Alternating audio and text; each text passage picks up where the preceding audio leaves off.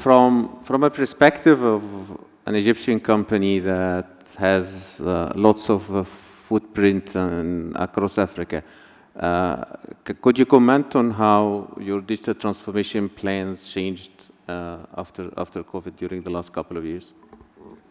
Thank you, Ahmed, and thank you, dear guests, for coming over Friday morning. I think COVID did well to Africa. I'm not sure if you're going to agree on that. No, so I think Africa had the least, I would say, fatal cases in COVID worldwide. So we're resilient, so that's good. And actually it proved to the Western world that everything can work remote. So again, if you're a company out of the UK and your people is not showing to the office, and you're okay for them to work at home. And then when things like extend for a year and being working at home, you start to wonder, why would I want to have a native British doing that? And well, I can outsource this to, well, since I'm physically not meeting him anyway, so I don't outsource this to a destination where it's a bit cost effective, right? So I think the COVID proved that we will see a move from some of the jobs being done right now in the Western world to developing countries, because it's a bit cost effective there.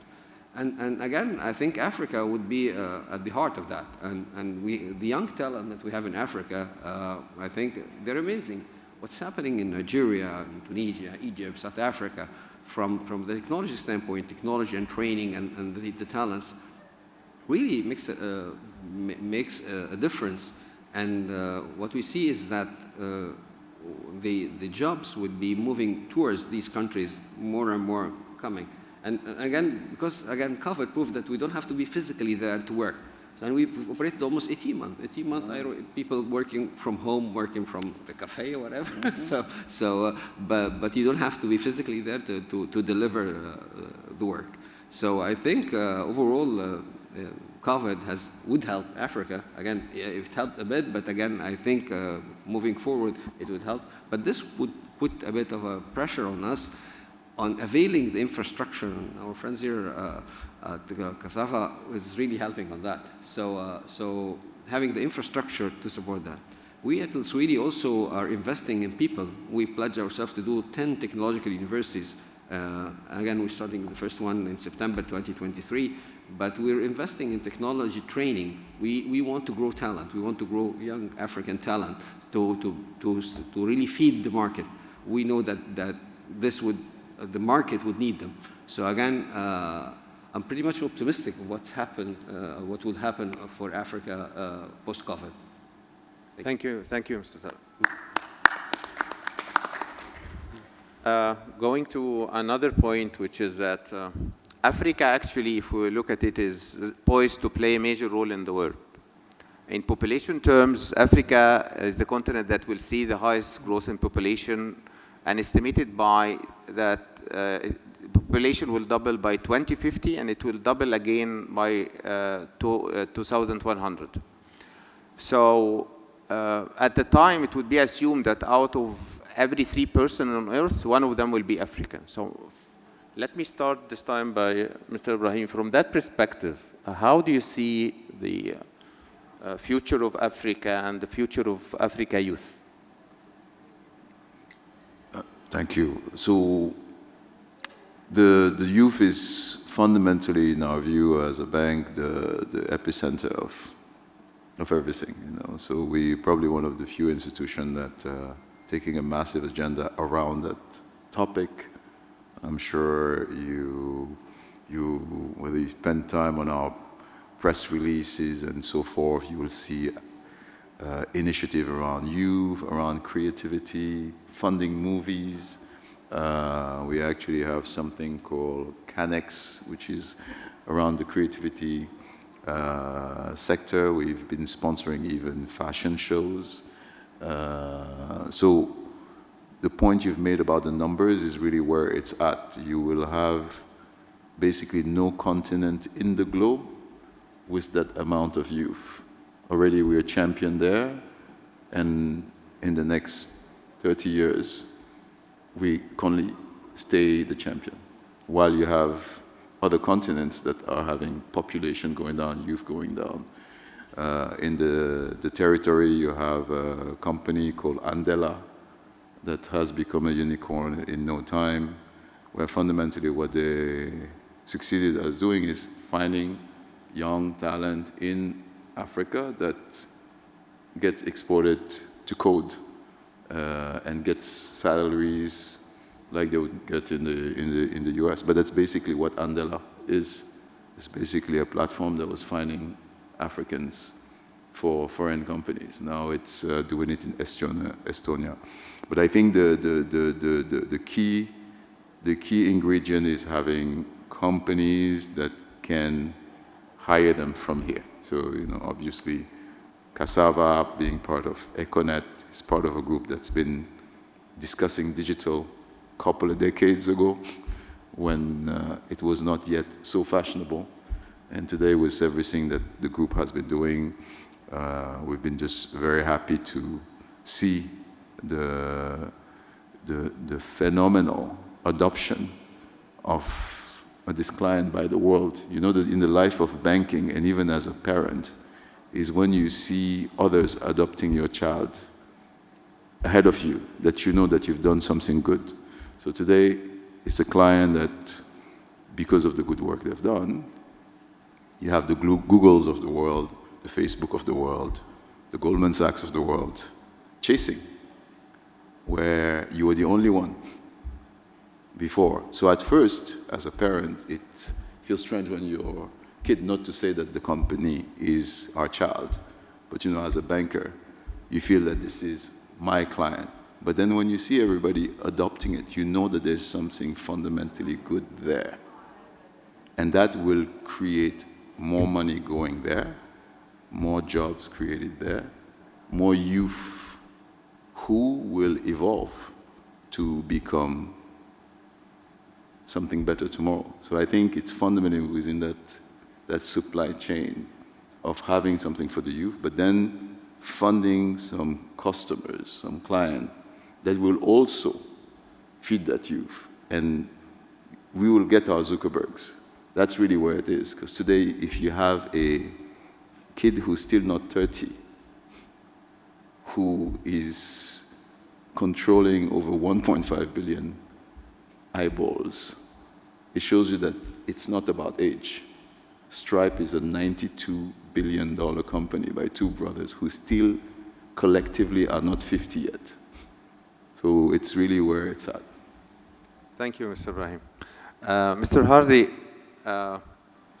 as a Pan-African country, your future is very linked to Africa. And when we see the trend for Africa growth, is, as I explained, how do you comment on that? Yeah, so I'm always at loggerheads with my marketing team because I tell them, marketing people like to talk about segments. So there's this, they've got this segment and that segment and that segment. I think for me, really in Africa, there's now only one segment. And the market segment is the youth. The youth is the market segment. It's not a segment of the market. If you look at the average age of Africa, which is now at 19, down from 22 years ago, it's incredible. 1 in every 4 people that are under the age of 30 is in Africa. Today, not in 2050. So really, on one hand, it's an incredible opportunity for us. But on the other, it could be a real minefield. And we see our job as a technology company as democratizing access to opportunities for the youth. Because if we don't provide a way for the youth to access the opportunities that are coming up, Ibrahim spoke about Andela, they will be harnessed by somebody else. They are vulnerable, they don't have experience, and therefore they become available to the one that can pay the next dollar, that can provide the next meal. So, whenever I go into some of these global forums and CEOs start to talk about sustainability, I listen very keenly, and they say, we've got sustainability matrices, and when it comes to me, I say to them, look, we were doing sustainability before we knew it was called sustainability, because in Africa, that's the only way you can do business.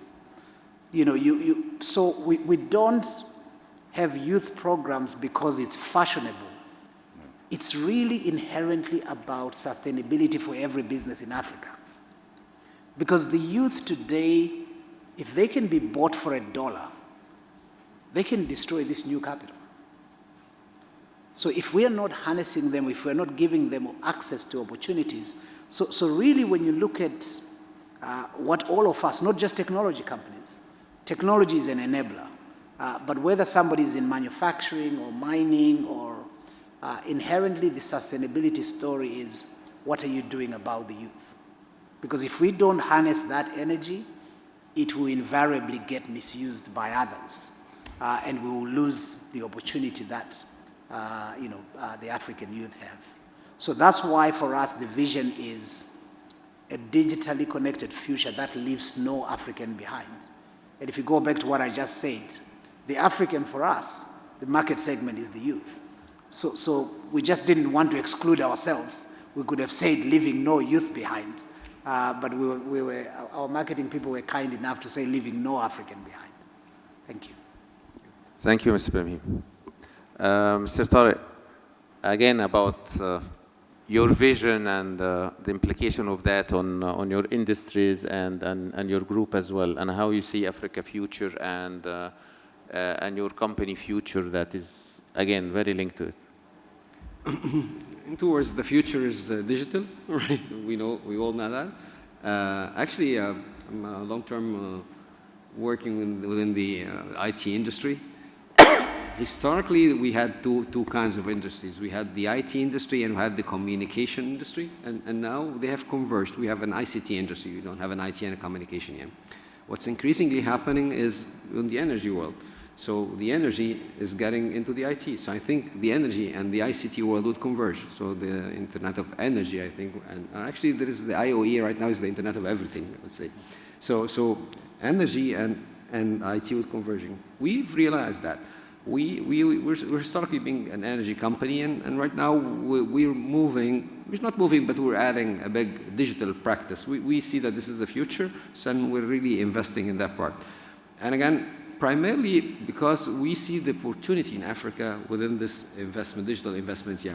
We always have this, okay, we may have a good cellular penetration in Africa, maybe better than the US, because again, we did not have anything, and they had the fixed network before until they move. So we have the advantage of not having a lot. So when you have something, it takes some time to change, but if you don't have it, then you go on the state-of-the-art technology where you deploy that. So again, it gives you an advantage, yeah. So we think that there is a big opportunity in Africa within the digital domain to this. There is a lot of untapped potential. And actually, I think the government is realizing that, the financial institution is realizing that, a lot of attention is coming into that right now. And with the youth that are talented and well-educated about that part, again, you have all pieces of the puzzle. So between financing, government realizing that, and the talent pool to deliver, then you have all pieces of the puzzle together. It just needs some time to this being realized. But again, I think it's going to happen.